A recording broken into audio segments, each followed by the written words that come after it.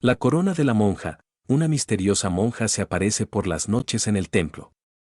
Relato escrito por Lengua de Brujo, exclusivo para el canal de Luco. Mi tía me ha llamado varias veces los últimos días comentándome siempre lo mismo, no dejaba de decirme una y otra vez que una monja se pasea por los pasillos de la casa parroquial. Uno pensaría que es algo normal tratándose de una casa parroquial y siendo un templo concurrido. Sin embargo, estos sucesos siempre ocurren a medianoche y a las 3 de la madrugada.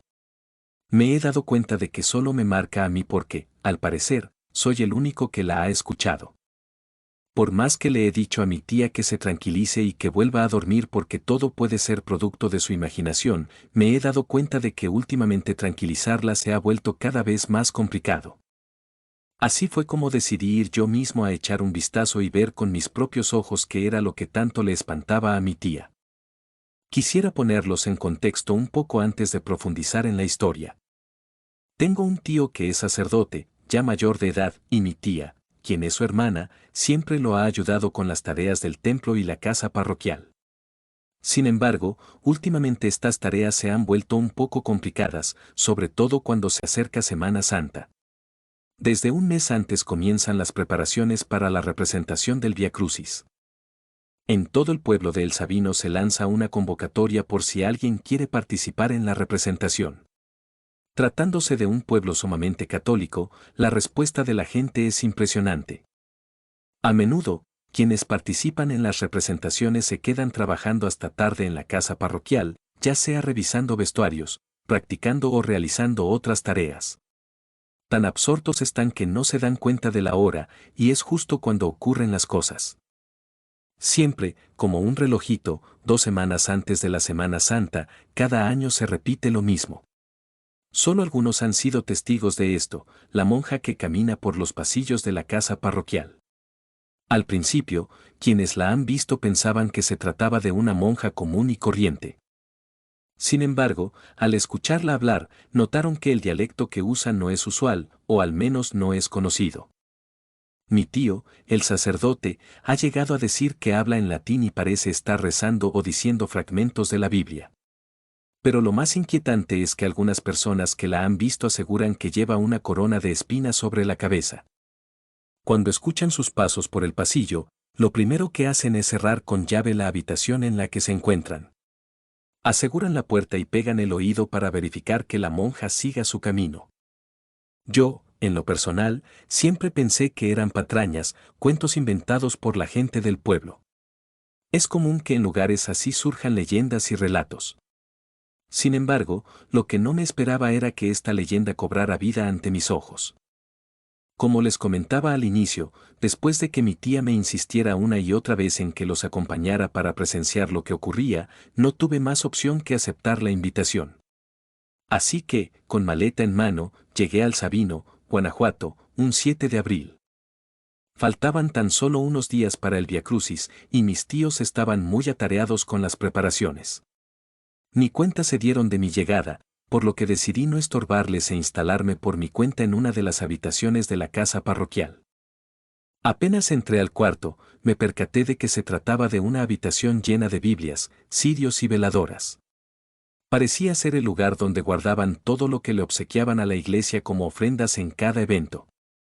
Al instalarme en la habitación, tuve la extraña sensación de que alguien me observaba. La habitación era grande y tenía varios anaqueles donde estaban acomodadas las cosas. Me asomé por los anaqueles para ver si había alguien más, pero todo indicaba que me encontraba solo. Después de dejar mis cosas, me dirigí a la cocina, donde mi tía ya preparaba la comida antes de que mi tío fuera al templo a celebrar misa. La saludé, y ella, alegremente, me comentó que ya llevaba rato esperándome. Mientras la ayudaba, me platicó de las experiencias que había tenido con la monja. Siempre se despertaba a la misma hora porque escuchaba que alguien arrastraba los pies por el pasillo. La primera vez que la vio, pensó que se trataba de su hermano, que se había levantado a rezar. Sin embargo, al notar que era una mujer encorvada con el hábito de monja, se metió asustada a su habitación. La última vez que la vio, se dio cuenta de que, a diferencia de otros años, esta vez la escuchaba llorar mientras rezaba en latín. Traté de no sugestionarme o, al menos, de no mostrar que estaba asustado. Tenía que verme lo más valiente posible, aunque por dentro comenzaba a sentirme nervioso. Todo esto lo hacía por mis tíos. Llegó la noche. Apenas serían las 11 cuando mi tía me dijo que ya nos fuéramos a acostar.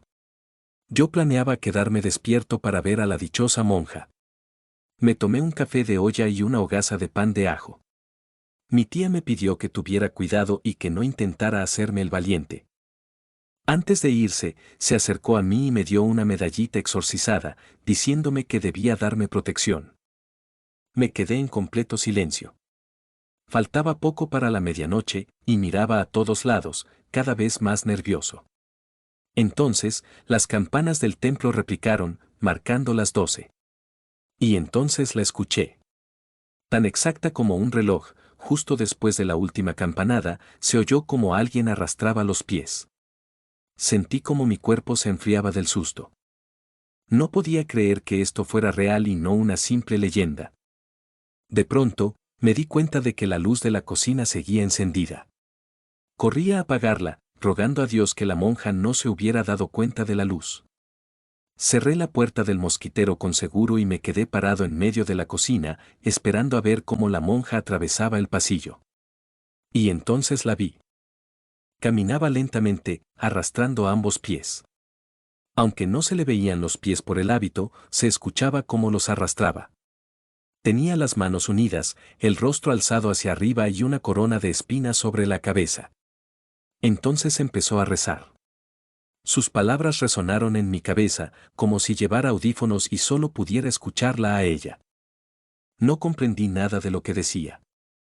La monja pasó de largo por el fondo del pasillo y luego se desvaneció. Respiré profundamente. Me di cuenta de que había estado conteniendo la respiración todo ese tiempo. Comencé a sentirme agitado, pensando que lo que acababa de ver era sin duda algo real.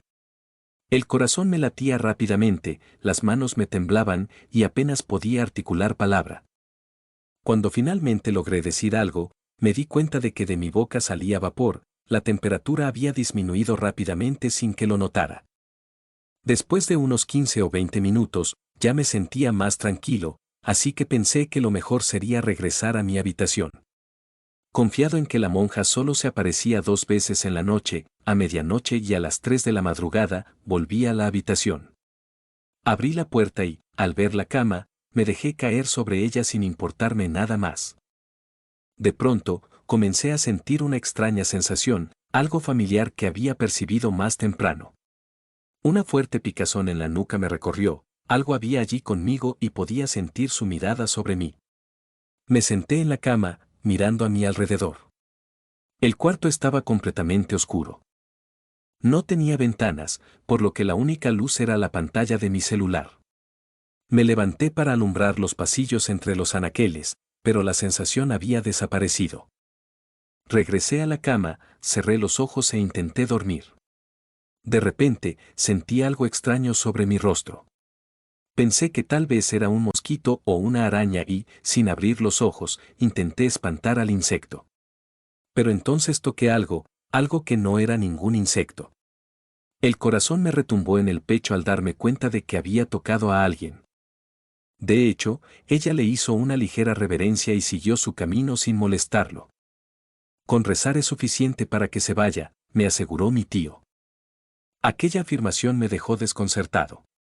Yo también había intentado rezar, aunque, en mi pánico, las palabras no salieron tan bien como deberían. Fue entonces que se me ocurrió que, quizás, el hacerlo mal había sido lo que atrajo a la monja hacia mí. Con la firme intención de no volver a pasar por aquella experiencia, mi tía y yo decidimos sacar todas mis cosas de la habitación maldita. Mientras lo hacíamos, la sensación de ser observado se hacía más intensa. Sentía que algo nos vigilaba desde los pasillos, pero preferí no mirar, concentrándome en terminar la tarea lo más rápido posible. Cuando por fin terminamos, mi tía cerró la puerta de la habitación con candado. Intrigado, le pregunté si ya había intentado sellarla antes. Muchas veces, me respondió. Pero no sirve de nada. Siempre al día siguiente el candado aparece botado, como si nunca lo hubiéramos puesto. Mi tía hizo la señal de la cruz y murmuró una oración, se le veía preocupada. Lo que restó de la tarde me dispuse a ayudar a mis tíos, mientras tanto, no dejaba de pensar en aquella monja. Pensaba en la mejor manera de volver a verla y no morir en el intento. Aún no podía irme del Sabino sin entender que buscaba aquella presencia. Así que decidí esperar hasta medianoche en la cocina, a la primera aparición de la monja. Aunque mi tío aseguraba que no se trataba de un ente peligroso, yo no podía quitarme de la mente la imagen de su rostro inhumano y los rezos de otra época que hacía. Alrededor de las 11:50, la casa parroquial ya estaba en pleno silencio. Solo se escuchaba a alguna que otra persona caminar en la calle, perros aullando y ladrando a lo lejos, y uno que otro ruido. Tomé la medallita exorcizada que me había dado mi tía y me senté en un rincón de la cocina. Desde allí tenía vista directa al pasillo donde la había visto por primera vez. El café que había preparado en el anafre ya se había enfriado, y la temperatura en la casa descendía de manera inquietante. Mi respiración se hacía más lenta, cada vez más consciente del momento que se aproximaba. Entonces, sucedió. A la medianoche en punto, el eco de las campanas del templo marcó la hora exacta. El pasillo se llenó de un frío cortante, como si el aire hubiera sido succionado por una fuerza invisible. Luego, escuché cómo se abría el candado. Me di cuenta de que, como decía mi tía, muchas veces lo había puesto y no servía de nada. Entonces la escuché, el arrastre lento de sus pies que se acercaban hacia mí. Mi cuerpo se congeló, pero esta vez no iba a huir. La monja emergió de entre las sombras, igual que antes, su hábito negro se arrastraba como un velo funerario, moviéndose ligeramente con cada paso. Pero había algo diferente esta vez. Ella no llevaba las manos juntas ni rezaba en latín. Ahora sostenía entre sus dedos la corona de espinas que antes llevaba en la cabeza. Vi sus blancas pupilas y tuve la sensación de que se encontraron con las mías. Sentí un vértigo abrumador. Empezó a murmurar algo que no escuché claramente, pero supuse que estaba rezando. Pasó de largo por la cocina y se dirigió hacia el templo. Lentamente avanzaba, encorvada, como si cargara un gran peso invisible sobre sus hombros. Iba directo a la puerta trasera que conectaba con el templo. Me salí de la cocina en silencio. Esta vez, sin detenerme, comencé a seguirla, cuidando que mis pasos no hicieran ruido ni llamaran su atención. La monja se deslizó hasta la puerta, la misma que generalmente estaba cerrada por las noches. Sin embargo, al acercarse, ésta se abrió sola con un chirrido prolongado, como si le diera la bienvenida. La monja cruzó el umbral y yo, sin pensarlo dos veces, la seguí. El interior del templo estaba oscuro, apenas iluminado por algunas veladoras encendidas ante los santos. En lo personal, desde chiquito siempre me ha aterrado el templo a oscuras, y ahora, con la monja allí, aquella sensación de temor era aún más grande. La monja avanzó por el centro del templo, susurrando oraciones que resonaban en los muros de piedra. De pronto, se detuvo frente al altar mayor, justo bajo la gran cruz de Cristo. Con lentitud, alzó sus manos con la corona de espinas. Observé, con la respiración contenida, cómo colocaba la corona con reverencia sobre el altar, como si se tratara de una ofrenda. Luego, se arrodilló ante la cruz y comenzó a llorar en silencio, como si llevara siglos cargando un dolor imposible de aliviar. Me quedé paralizado, sin atreverme a moverme. Algo en aquella escena me conmovió de una manera extraña, la imagen de la monja, sola y desgastada, abandonando su corona como quien renuncia a un castigo eterno. De pronto, la monja se levantó lentamente. Tenía la mirada perdida en algún punto del altar.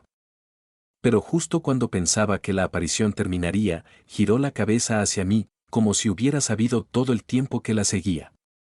Sus ojos eran profundos y vacíos, pero esta vez no había amenaza en ellos. Murmuró unas palabras en latín.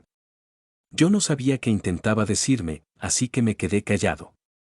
Dio media vuelta y, con pasos lentos, se dirigió hacia una pequeña puerta lateral del templo. Antes de cruzarla, volteó una vez más hacia mí y, sin decir nada, desapareció entre las sombras, como si se desvaneciera en el aire. Me acerqué al altar con las piernas temblorosas. Ya no estaba la corona de espinas que había dejado. No comprendía del todo lo que había ocurrido, pero algo me decía que las cosas ya estarían más tranquilas. Regresé a la casa parroquial. Noches anteriores, la monja se aparecía a las 3 de la madrugada, pero esta vez no lo hizo. Aún así, me quedé despierto todo el resto de la noche, con la esperanza de que volviera a aparecer. Horas más tarde, ya en la mañana, le conté a mi tío lo que había presenciado. Él escuchó con seriedad y, tras un largo silencio, me dijo: esa monja lleva mucho tiempo aquí. Dicen que era una penitente que nunca logró encontrar la paz. Quizá, al seguirla y atestiguar su ofrenda, la has ayudado más de lo que crees. Esa noche, aunque esperé nuevamente a la monja, no volvió a aparecer. Los días siguientes, el ambiente en la casa parroquial se sentía más ligero, como si una presencia se hubiera marchado finalmente en paz. Solo queda esperar si para este siguiente año, justo antes de que llegue Semana Santa, la monja vuelve a hacer su aparición.